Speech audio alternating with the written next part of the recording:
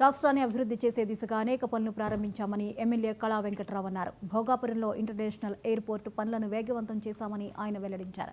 ఉద్యోగ అవకాశాలు, ఆదాయం పెరిగేలా పరిశ్రమలను నెలకొల్పేందుకు సీఎం చంద్రబాబు ప్రణాళికలు రూపొందించినట్లు ఎమ్మెల్యే వెల్లడించారు.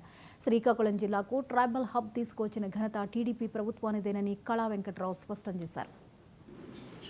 1,75,000 కోట్లతో మరి స్టీల్ ప్లాంట్ ని కూడా మెటల్ స్టీల్ ప్లాంట్ కూడా ఆర్సిమెంటల్ది అందులో వస్తుంది. మరి ప్రైమ్ మినిస్టర్ గారి చేత 87,000 కోట్ల రూపాయల గ్రీన్ ఎనర్జీని విశాఖపట్నంలో ఉండే ఎన్టీపీసీ దగ్గర పెట్టించడం జరిగింది. అలానే ఇంకా అనేకమైనటువంటి ఇండస్ట్రీస్ అన్ని కూడా వస్తున్నాయి. వీటన్నిటిని ఉత్తరాంధ్రలో తీసుకొచ్చినటువంటి పరిస్థితి అభివృద్ధి కోసం.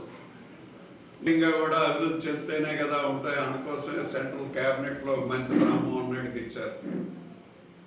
క్యాబినెట్లో కూడా ఈరోజు ఉత్తరాంధ్ర ప్రతినిధిని పెట్టాడు చంద్రబాబు నాయుడు గారు. మరి ఉత్తరాంధ్రలో అనేక పదవులు చేసినటువంటి వ్యక్తి, 22 ఏళ్ళు ముఖ్యమంత్రి మంత్రిగా చేశారు అశోక్ గజపతిరాజు గారు. 22 ఏళ్ళలో 5 ఏళ్ళు కేంద్ర మంత్రిగా పనిచేశారు. మరి ఈ రోజున మళ్ళీ ఆయన్ని గవర్నర్గా ఉత్తరాంధ్ర నుంచి నియమించారంటే రాజకీయంగా కూడా ఉత్తరాంధ్రాన్ని డెవలప్ చేయడం 12 ఏళ్ళ లోపున అదొక చంద్రబాబు నాయుడు గారికే దక్కింది. ఎదురుగా మనకి మన నియోజకవర్గంలో కూడా 52,000 ఎకరాలకు నీరు వస్తుంది.